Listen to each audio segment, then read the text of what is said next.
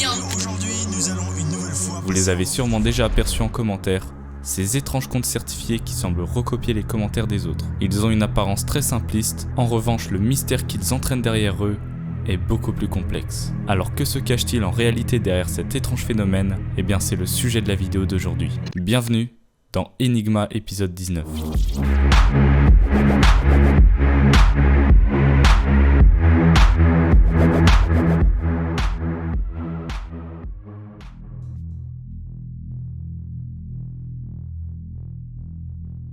Tu fais du montage vidéo et t'en as marre d'utiliser tout le temps le même effet VHS? Alors c'est pour toi que j'ai créé Cathodic 3000, l'outil qui va te permettre de démarquer des autres et de repousser les limites de ta créativité. Comment ça fonctionne? Passe simplement un effet visuel, une vidéo ou une image dans cet émulateur et il te donnera un aspect vintage ultra réaliste. Donc c'est parfait pour donner plus de caractère à tes montages vidéo. Tu peux parfaitement personnaliser le style de l'effet, donc la seule limite est l'étendue de ton imagination. Compatible avec After Effects et Premiere Pro, Cathodic 3000 est en exclusivité à moins 30% pendant 48 heures, puis retrouvera son prix d'origine. Pour plus d'informations, rendez-vous sur mon shop, le lien est en description.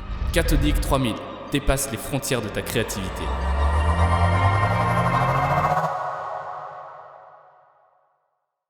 Pour bien que vous puissiez comprendre le sujet, il faut revenir aux origines. Il faut savoir que les bots, ça existe depuis extrêmement longtemps, quasiment depuis la création de la plateforme. Mais comme au début YouTube c'était pas hyper développé, ça va de soi, les bots non plus. Mais quand la monétisation a fait son apparition, là c'était toute une autre histoire. Le nombre de robots a commencé à croître de plus en plus, mais ce n'était pas le genre de bot comme vous l'avez vu en intro.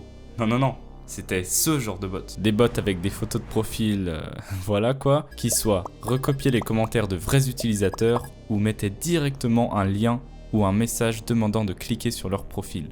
Dans tous les cas là, le but c'était d'emmener les utilisateurs vers des sites externes à YouTube pour leur soutirer de l'argent. D'ailleurs j'en parle comme si c'était du passé, mais non, ça existe encore bel et bien. YouTube n'a apparemment pas encore réussi à contrer ce problème, mais je me demande pourquoi, parce qu'il pourrait développer une intelligence artificielle qui détecte les comptes avec ce genre de photos de profil et les bannirait automatiquement. Bref, selon moi, ça pourrait être un bon point de départ, après je m'y connais absolument pas dans le domaine. Mais bon, ce phénomène est connu depuis bien longtemps, mais récemment, un nouveau phénomène fait son apparition. L'apparition de commentaires provenant de chaînes certifiées étranges, c'est le moins qu'on puisse dire. Donc là, plusieurs questions viennent à être posées. Est-ce que ça a un rapport direct avec ces anciens bots? Comment ces chaînes ont obtenu autant d'abonnés alors que leurs pages sont littéralement désertiques? Mais surtout, quel est l'objectif derrière tout ça? Tout ce que je peux vous dire, c'est qu'après avoir enquêté sur ces comptes, la vérité est bien plus déroutante qu'on pourrait le penser.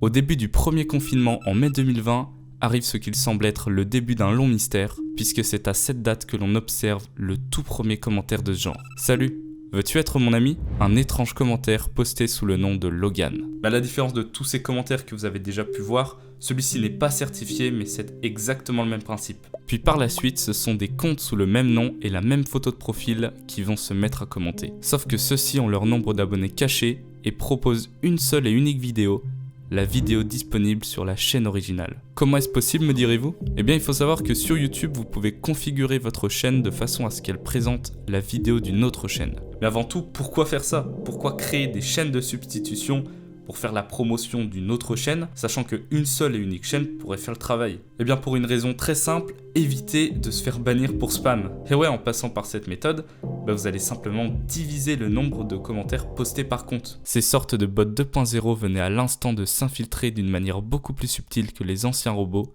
dans cet espace infiniment grand qui est l'espace commentaire.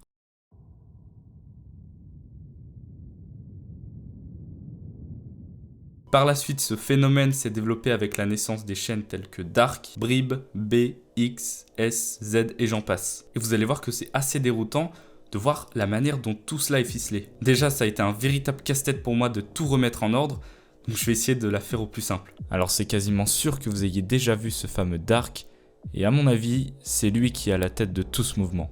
Alors bien sûr, il y en a plein d'autres qui ont commencé à copier l'idée, mais Dark, on va dire que c'est la version la plus aboutie du phénomène. Donc selon moi, Dark, c'est la personne qui est à la tête de ces différentes chaînes composées d'une lettre en guise de pseudo et d'image de profil. Qu'est-ce qui me fait penser ça? Eh bien, quand on se rend sur une des chaînes alternatives, B plus précisément, celle-ci propose une seule et unique vidéo et dans celle-ci on retrouve dans la description un lien emmenant vers la chaîne principale, celle de Dark. Puis les autres chaînes comme Brib ou encore Elle par exemple redirigent toutes vers la vidéo de B. Mais alors qu'est-ce qui se dit dans cette fameuse vidéo? Eh bien qu'il aurait apparemment acheté cette chaîne, et dans la vidéo justement il montre des semblants de conversation en guise de preuve, mais ça ne prouve rien. Et il répond également à la fameuse question, comment fait-il pour commenter autant? Eh bien d'après lui il aurait des amis, on ne sait pas combien, mais qui auraient accès à la chaîne en mode collaboration, ce qui fait que plusieurs personnes peuvent se mettre à commenter, et ce depuis plusieurs endroits. To be able to be in so many comments by myself is just not humanly possible. So I got a bunch of my friends helping me to comment in different languages. Since this channel is a brand account, I simply just add their email as a manager to the brand, so they have access to comment on the channel for me. Donc là a priori ce ne sont pas des bots auxquels on a affaire, mais de véritables humains. Et selon B, le fait que l'on retrouve des commentaires recopiés d'autres personnes viendrait simplement du fait que certains collaborateurs ayant un peu la flemme se mettent simplement à copier-coller des commentaires. Mais attention, lui B ça ne lui plaît pas, donc si on retrouve ce genre de commentaires copier-coller, il faut le prévenir sur son serveur Discord, comme ça il pourra leur taper sur les doigts. Sometimes they do end up getting lazy and just copy and paste the comment, which I really do not support. So if you happen to see me in the comments and you find that they are copied, do let me know in the Discord server down in the description. Et puis la chaîne de Dark, elle aussi a posté une vidéo pour s'expliquer, et apparemment cette chaîne lui appartiendrait bel et bien, et qu'auparavant il faisait des petits sketchs avec son ami, mais ils ont décidé de tout supprimer pour repartir sur de nouvelles bases. So, first of all, who is Dark? Well, Dark is a channel me and my friend Beam made, and we started posting joke content, low quality videos, but we eventually took a break as it got a bit tiring and we're busy with school and stuff. But we've recently returned and we've deleted our old videos. Sauf que vous allez le voir par la suite, c'est que cette version elle tient pas debout en fait. Et cela cache une vérité qui est beaucoup plus déroutante. Il raconte aussi que s'il commente autant sous les vidéos, c'est que il les apprécie bien sûr. Mais il assume également que c'est pour avoir plus de visibilité sur sa chaîne. I'm sure all of you are wondering why am I in the comment section of so many videos. If I'm gonna be honest, we just genuinely like to comment on videos. It's also a good way for us to promote our channel. Mais attention, l'entièreté de l'argent qui serait généré par sa chaîne reviendrait à des associations. Mais manque de bol, sa chaîne n'est pas monétisée. Quel dommage, c'est vraiment pas de chance. Il a cependant ajouté la fonction collecte de fonds sur ses vidéos, mais en soi ça ne prouve en aucun cas sa bonne volonté étant donné que c'est aux gens de donner et lui n'a rien à débourser. Mais revenons sur une grande question, comment ces chaînes ont-elles fait pour obtenir autant d'abonnés ?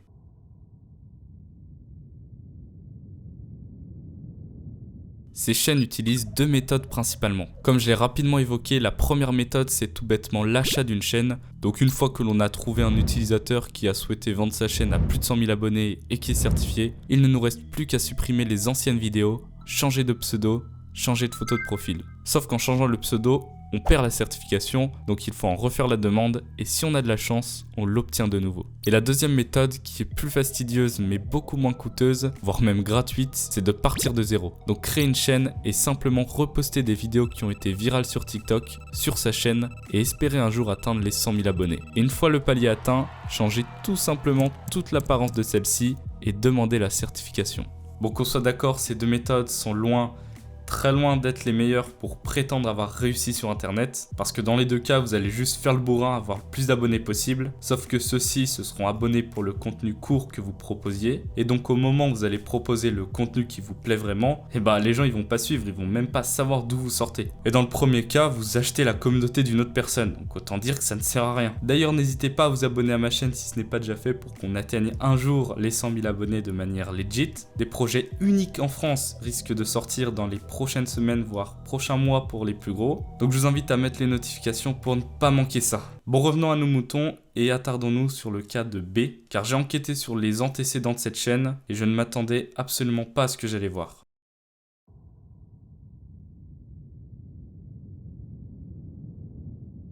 Je le rappelle, B c'est une des chaînes alternatives de Dark, et dans la description de la vidéo, on y retrouve un lien menant vers une ancienne vidéo de la chaîne, sûrement pour montrer aux gens que c'était pas une chaîne composée uniquement de bots. Et donc en cliquant dessus, on se rend compte que c'était une chaîne proposant des tutos sur Lightroom, qui est un logiciel de colorimétrie. Et en farfouillant dans la description, j'ai pu trouver une adresse mail, santosjanapauline@gmail.com. Étant donné que je voulais en savoir plus sur cette affaire, et donc véritablement connaître la vérité derrière tout ça, j'ai décidé d'aller plus loin et d'essayer d'entrer en contact avec l'ancien propriétaire. Donc j'en ai déduit que Santos Jana Pauline, c'était son nom et son prénom. Donc en entrant ça sur Google, je suis tombé en premier sur un profil Facebook avec du texte écrit en népalais. À ce moment-là, je me disais que je faisais mauvaise piste parce que dans la catégorie à propos de la chaîne, on voit qu'elle a été créée à Singapour, ce qui n'a rien à voir avec le Népal. Donc je reviens en arrière sur la page Google, et puis il n'y a pas grand chose. Pas grand chose, mais quelque chose me tape à l'œil. Un profil Pinterest. Je clique dessus, et un profil au nom de Jana Pauline Santos apparaît, ainsi que plusieurs photos liées à celui-ci concernant la mode, la fashion, et quelque chose qui attire également mon attention, des presets, ce qui pourrait potentiellement correspondre à l'ancien contenu produit par la chaîne de B. Le compte possède également une photo de profil, mais je n'arrive pas forcément à déterminer si c'est la même personne que dans l'intro d'une de ses vidéos. Puis je vois qu'elle a un abonné et un abonnement. Donc en cliquant sur abonné, on voit une certaine Déborah, mais je semblais une nouvelle fois faire fausse piste. Donc je clique sur abonnement et cette fois-ci, un compte au même nom apparaît. Donc sûrement un compte secondaire. Et en cliquant dessus de nouveau, il y a plusieurs catégories, mais une qui m'intrigue tout particulièrement, c'en est une nommée Photoshoot, qui semble être la même personne sur la photo de profil. Encore une fois, je ne peux pas être sûr que ce soit la même personne, mais quelque chose qui va nous permettre d'avancer dans l'enquête, c'est un lien redirigeant vers son compte Instagram. En regardant ce qu'elle a pu poster comme photo, on en remarque une en particulier où c'est écrit « Welcome ». Baluard Dedila, mais on n'a pas la suite, ainsi que Francisco Dilao en haut à gauche. Heureusement, elle poste une seconde photo où on voit l'autre morceau, ce qui reconstitué donne Welcome Baluarte de Dilao. Et en recherchant ça sur Google, on se rend compte que c'est un site historique situé à Manille, aux Philippines. Donc là, une nouvelle fois, je pensais avoir fait tout ça pour rien, car je vous le rappelle, on cherche une personne qui est de Singapour. Sauf que si on va tout en bas de la description d'une de ces vidéos, qu'est-ce qu'il y a écrit ? #Philippines. Si vous n'êtes toujours pas convaincu, je suis tombé sur un site nommé Influnex, sur lequel on retrouve son profil avec ce qu'il semble être son ancienne photo de profil, avec un lien Instagram, reliant vers son compte de preset, compte que l'on retrouve également dans la bio de son compte personnel. Donc déjà là, on est sûr que c'est elle, mais en plus de ça, on a un lien YouTube qui relie sans surprise à la chaîne de B.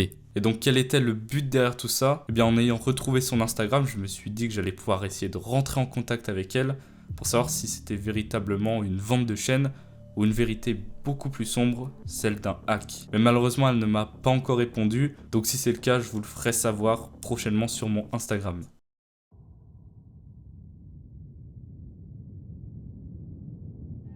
Chaque chaîne certifiée a son histoire, on peut dire, mais celle de B, c'était celle où il y avait le plus de choses à dire. Néanmoins, les autres ne restent pas inintéressantes. Durant mes recherches, je suis également tombé sur un site complètement abusé nommé playboard.co, qui permet simplement en entrant le nom d'une chaîne ou son lien, de retrouver l'historique de toutes les vidéos qui ont été postées, qu'elles soient en non répertoriées, privées et carrément même supprimées. Donc c'est ce que j'ai fait pour la chaîne de Dark. Donc si on entre le lien de sa chaîne, on peut y retrouver tout l'ancien contenu. Et en regardant les titres, on devine assez facilement qu'il s'agissait en fait de vidéos de massage et de relaxation. Mais il y a quelque chose d'étrange, c'est que les titres sont écrits en anglais et tout d'un coup, on se met à voir des titres écrits en cambodgien, donc rien à voir. Et en plus, il s'est passé plus d'1 an entre les deux vidéos, donc soit il y a eu un hack, soit il y a eu une revente de chaîne. Mais en tout cas, l'histoire de oui, on faisait des vidéos humoristiques avec un pote, tout ça c'est du pipeau quoi. Et en traduisant les titres, cela nous donne Conseil de loterie du Vietnam, dimanche 13 août 2021. Précis à 100%, ce qui semble être frauduleux car la vidéo est postée la veille. Ce genre de vidéo est posté quotidiennement jusqu'au 11 septembre 2021, puis plus rien. Plus rien jusqu'au 28 septembre où la première vidéo de Dark est postée. Pour toutes les autres chaînes, en soi, c'est un peu la même chose. Soit c'était des chaînes qui spammaient les shorts en espérant de monter au-delà des 100 000 abonnés, ou alors c'était des chaînes achetées. Et c'est curieux car durant mes recherches, j'ai vu une bonne partie de ces chaînes se faire supprimer une à une comme Blue, Rip, Canon ou encore S pour spam. Mais une des chaînes restantes m'a également pas mal intrigué, celle de Z. Car à première vue, cela semble être une des nombreuses chaînes tierces de Dark, sauf qu'en cliquant dessus, on voit qu'il y a du contenu qui est posté, des sortes de TikTok avec le même fond et à chaque fois une citation. Et pour le coup, ça semble être une vraie personne qui tient la chaîne, car on retrouve son TikTok dans la description qui nous emmène vers la liste de tous ses réseaux, comme son Insta, son Snapchat. Voilà, on voit que ça a l'air d'être quelqu'un de plutôt à l'aise financièrement. Pourtant, visiblement, quelque chose qui a l'air de cruellement lui manquer, c'est de l'attention. Puisque clairement, ça se voit à 10 000 km qu'il a acheté ses comptes, que ce soit YouTube ou Insta, avec les stats qu'il fait. Donc à mon avis, il a dû proposer une somme assez conséquente à Dark pour justement racheter une de ses chaînes. Deal qu'il a accepté, mais pour éviter de perdre la certification, bah il n'a pas changé le pseudo.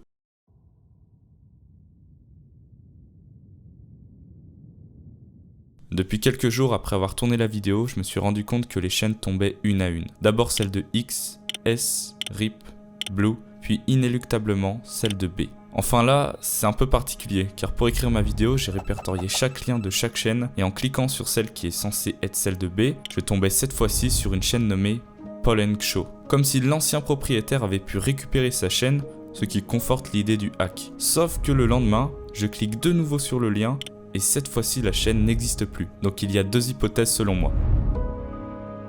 Paul & Show a vraiment vendu sa chaîne et a changé d'avis, donc a voulu se faire rembourser pour la récupérer. Sauf qu'au moment où elle en a repris les droits, bah c'était déjà trop tard. Les dizaines de milliers de commentaires envoyés avaient déjà mis sa chaîne dans les radars de YouTube, qui ont du coup fini par faire supprimer sa chaîne.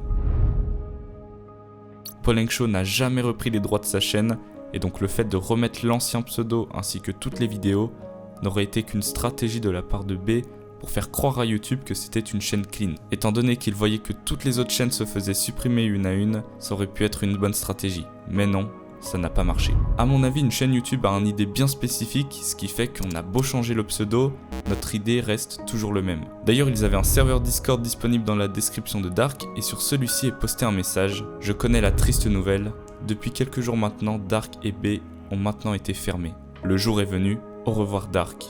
Au revoir B. J'étais au courant de la suppression de certaines chaînes à l'avance et j'ai essayé de faire tout ce que je pouvais pour l'empêcher, mais ils ont quand même fermé les chaînes. La dernière phrase est très intéressante puisqu'elle peut nous conforter dans l'idée que l'hypothèse numéro 2 est la bonne. Et maintenant je vous laisse sur ma conclusion, tournez avant tout ça.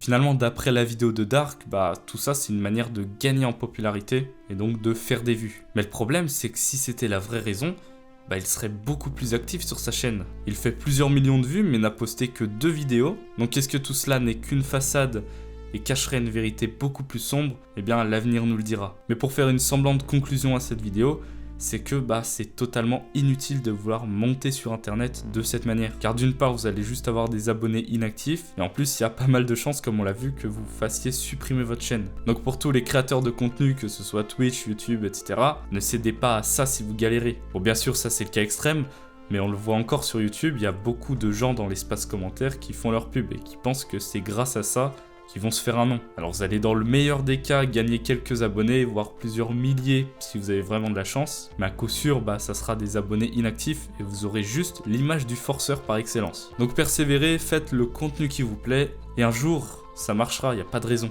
Donc pour en revenir au sujet de cette vidéo, est-ce que vous pensez que cette méthode pour gagner des abonnés, donc avoir une chaîne certifiée qui peut mettre en confiance potentiellement des personnes un peu naïves, puisse ouvrir de nouvelles portes au monde des arnaques? Car il ne faut pas l'oublier, Dark est la personne la plus connue à avoir fait ça, mais il existe toute une face cachée de l'iceberg qui peut se révéler beaucoup plus malveillante que simplement gagner en popularité.